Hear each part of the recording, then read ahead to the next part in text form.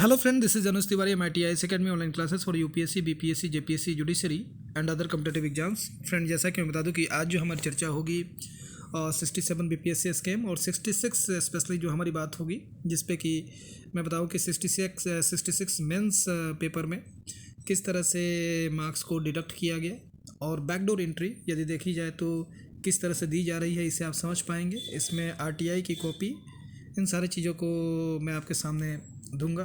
यहाँ आप देखें कि ये जो एक अमेश कुमार दास जी हैं जो एयरफोर्स में पोस्टेड भी हैं, इन्होंने मुझे सेंड किया है सारी चीज़ें, और जिसमें कि मैं बता दूं कि ये SC कैटेगरी से हैं। इनका टोटल जो 66 में जो इनका मार्क्स था, फाइनल मार्क्स 490 मार्क्स था, और ये जो इस SC कैटेगरी से जो सिलेक्शन हुई है 497 मार्क्स पे सिलेक्शन हुई है।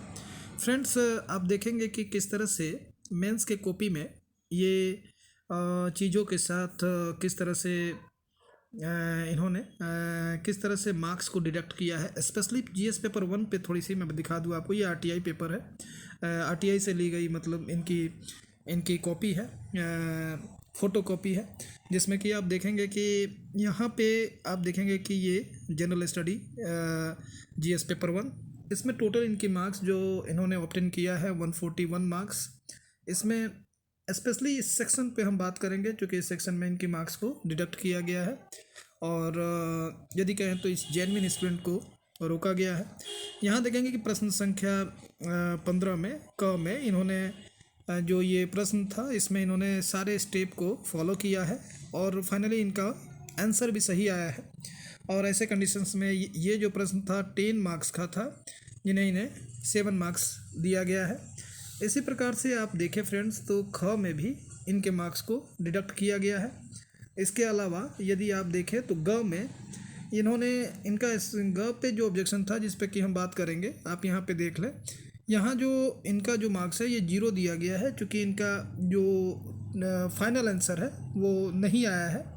तो फ्रेंड्स, मैं बता दूं कि मैथ्स में यदि ये स्टेप को यदि फॉलो करते हैं और साथ ही साथ आंसर भी आपका हो तो वैसे कंडीशंस में फुल मार्क्स आपको अवॉर्डेड किए जाते हैं।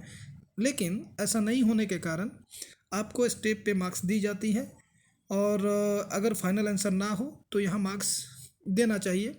और चूँकि पहले में यदि आप देखें तो इनका कंप्लीट स्टेप इन्होंने फॉलो किया है, मार्क्स भी इनका आया है, आंसर भी इन्होंने करेक्ट आंसर किया है, उसके बावजूद इनके मार्क्स को 3 मार्क्स यहाँ डिडक्ट किया गया है।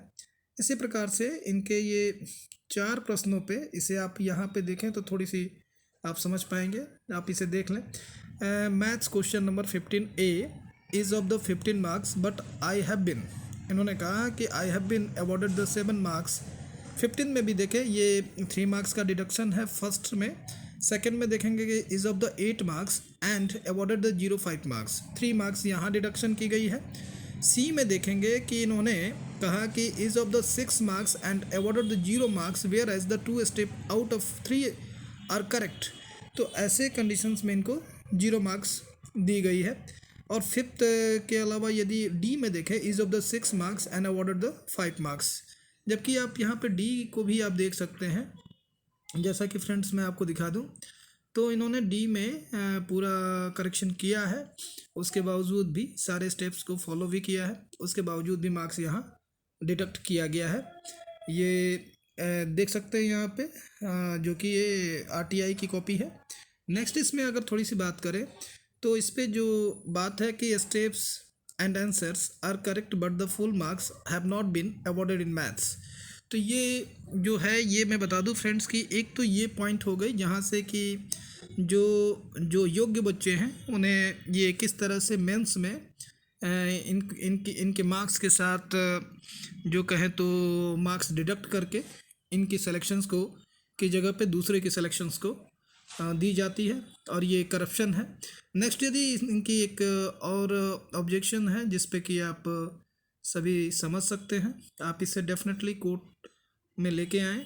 दूसरा पॉइंट यहाँ पे एक देखें तो दूसरे पेपर इन्होंने भी एक जो पेपर दिया जिसमें कि यहाँ हिस्ट्री का इन्होंने बात किया है, तो ये भी काफ़ी यहाँ भी ऑब्जेक्शंस हैं। ये हिस्ट्री का जो इनका जो मेंस का जो पेपर है ये आप देखें, और यहाँ इन्होंने इनको जो स्कोर एक्चुअल जो था 177 मार्क्स था, जिसे डिडक्ट करके 173 मार्क्स दिया गया।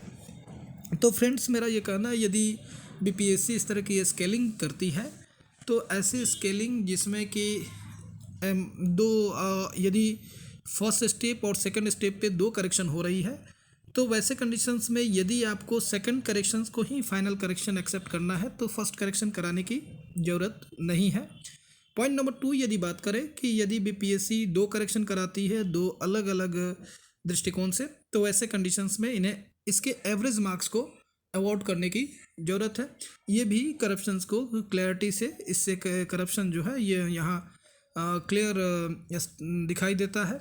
तो फ्रेंड्स मेरा ये कहना है कि ये सारी चीज़ें हैं। दूसरी बात, एक इम्पॉर्टेंट बात जो हमें बतानी है आपको, कि आप सभी से है कि आज मैं एक फॉर्मेट दूंगा जिसमें कि आप चीफ जस्टिस ऑफ इंडिया और चीफ जस्टिस ऑफ पटना को भी आप एक लेटर देंगे जिसमें कि सुओ मोटो कॉग्निजेंस के लिए, और शायद यदि जैसा कि मैं बता दूं कि स्टेट गवर्नमेंट जो है आपकी सीबीआई इंक्वायरी की यदि बात करें तो रिकमेंडेशन नहीं करेगी, चूँकि गवर्नमेंट ही इसमें इंगेज्ड है। तो ऐसे कंडीशंस में बीपीएससी को करप्शन फ्री करने के लिए ज़रूरी है कि आप सभी यूनाइटेड हों। और सेकंड पॉइंट इसमें काफ़ी इंपॉर्टेंट हो जाएगा कि आप बैक स्टेप पे ना जाएं, क्योंकि करप्शंस की जो चीज़ें हैं उस पर भी हम बात करेंगे, और बात पहले भी की है जिसे कि आप समझ भी सकते हैं। यहाँ एक छोटी सी चीज़ आपके सामने प्रोड्यूस की गई है।